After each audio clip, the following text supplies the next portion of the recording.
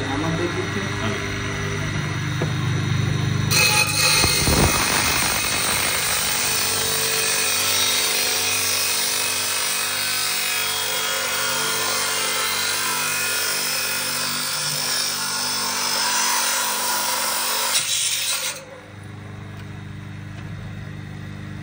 سنگی هم هست.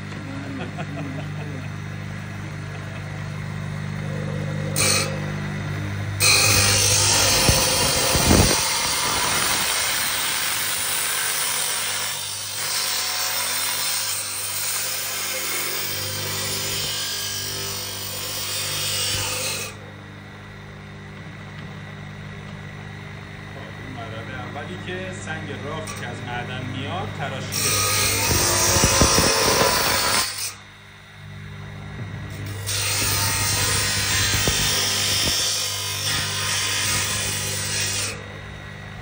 تراشیده میشه میاد داخل این قطعاتی که تو مرحله اول تراش میخوره. این دیگه ابتدایی ترین مرحله تراشه که قسمت هایی که ممکنه سنگ فیروزه داخل سنگ راف باشه جدا میشه به این شکل. و خب حالا میره مرحله بعد.